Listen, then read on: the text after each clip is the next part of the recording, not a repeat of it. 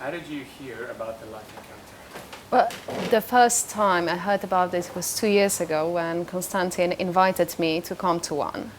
And it wasn't as much as an invitation as he simply stated that you have to come. So I had and I still have a lot of trust in Konstantin, and I figured, although I don't really say it myself, but he's probably right that it will be good for me, and I did come, although I didn't feel I needed it. But a lot of things came revealed, and I definitely I never regretted that I have come, and I was really happy that I did. So I did repeat the experience whenever opportunity has presented itself. And this one is my fifth life encounter. Fifth life encounter, wow.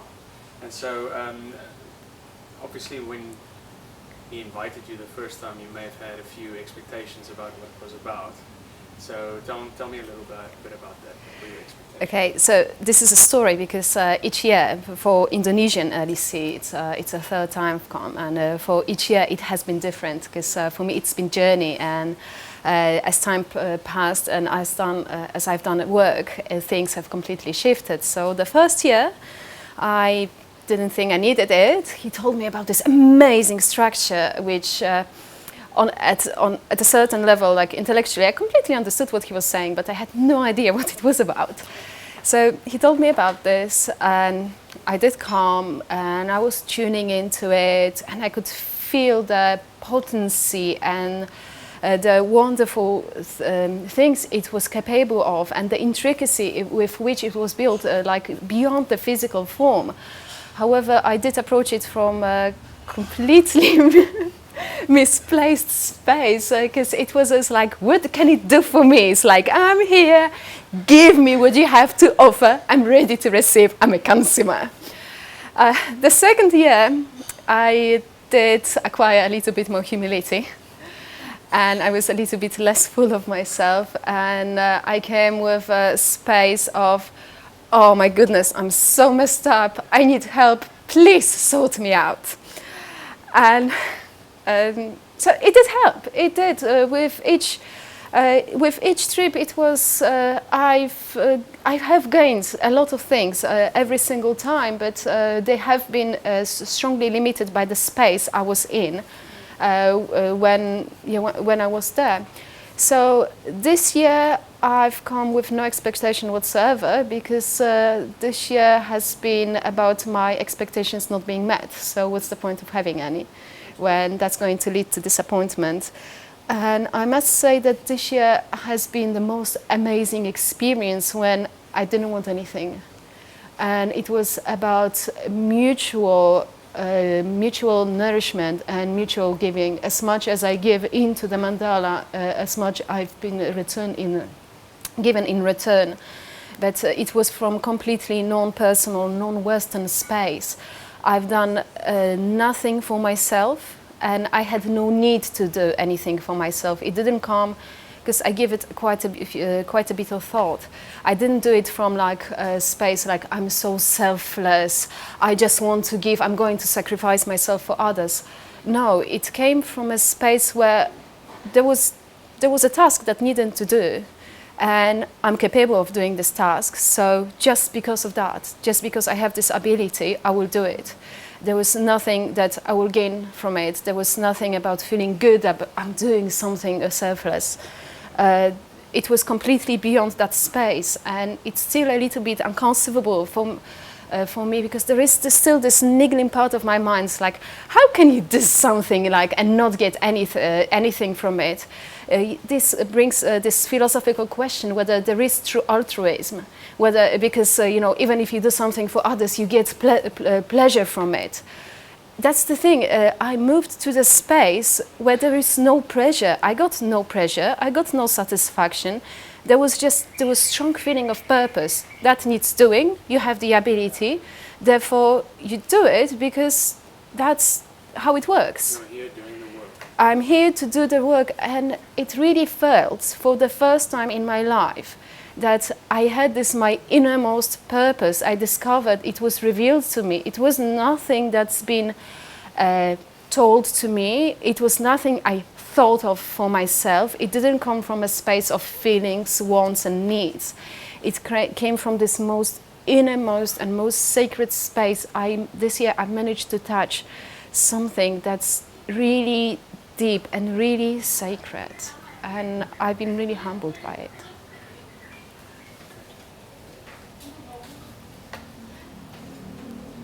So I guess I was going to ask you about your actual experience, but I think we pretty much covered that. My actual experience is actually a lot deeper than just that. Maybe I just gave you the whole highlight. However, there are many more aspects, many more layers, because LEC is about finding yourself, is about really, we are multifaceted beings, so we exist on so many levels, and I did give you the deepest part, but there are so many more things. All the sites we go to, all the experiences we have, they all add and they all reflect different parts. So I had this most amazing and really humbling experience at the Mother Temple in Bali, where I got completely rooted and, to the ground, and I couldn't physically, I couldn't move until I managed to surpass my the personal low needs, wants, and the me aspect, and until I finally managed to move into the space of this inner, I don't even want to use big words for it because it just doesn't give justice, but until I moved out of me place and I tuned in with the, how do you say, how do you talk about this? There are no ways of putting it. I think that pretty much describes what you're experiencing. You can't put There it is, into words.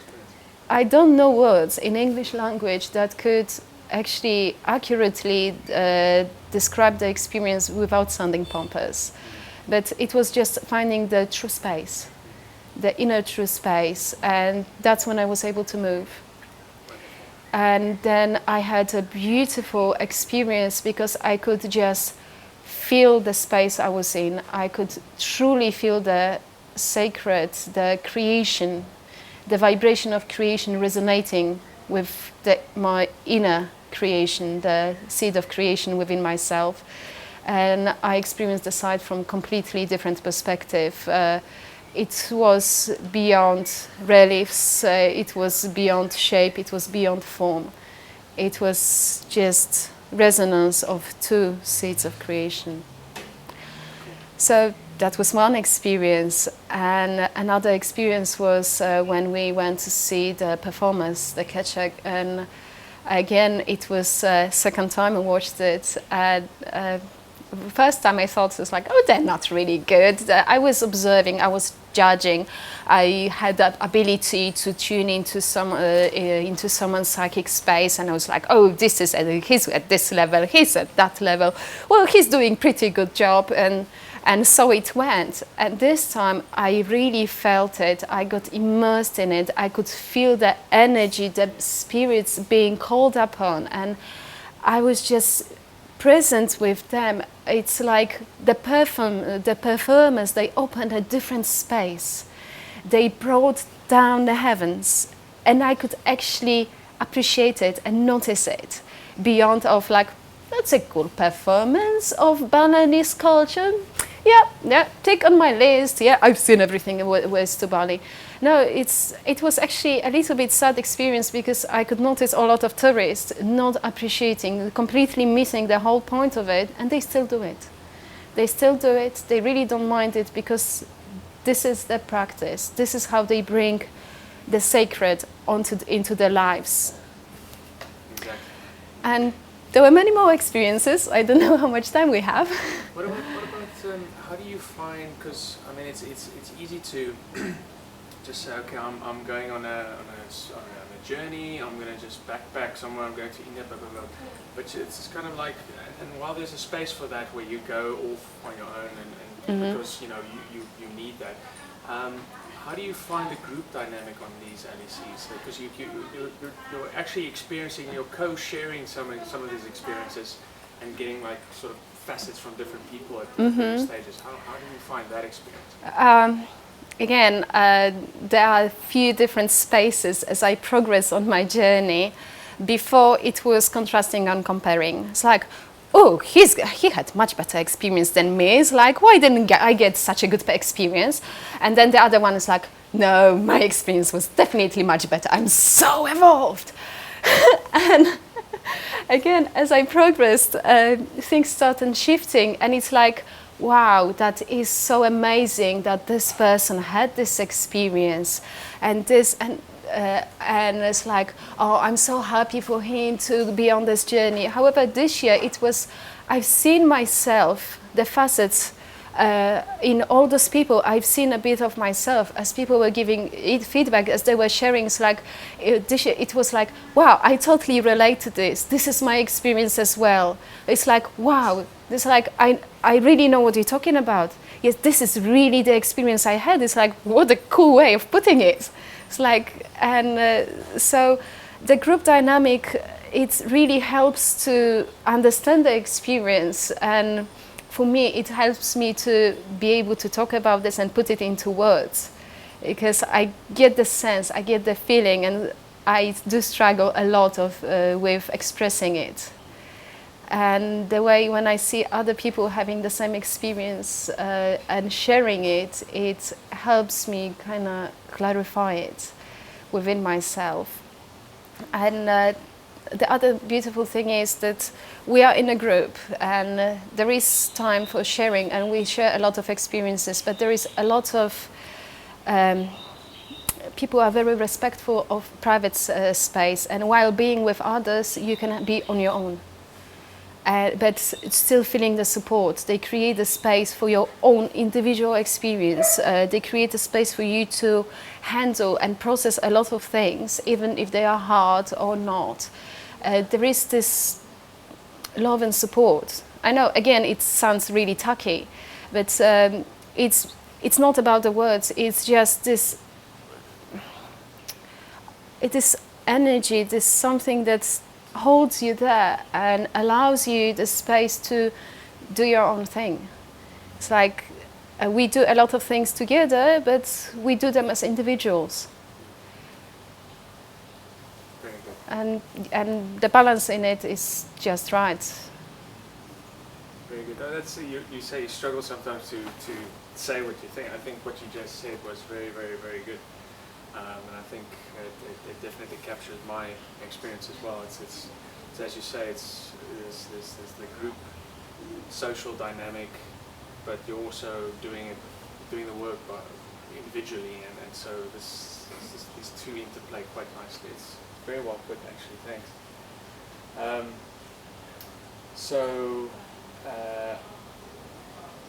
I think we've covered pretty much all of it in one way or another. I think it's pretty good. But so just to close off, how would you recommend this to someone who's, as you say, you've gone through a journey where you had a certain expectation of what it was going to be, and then you've gone through it.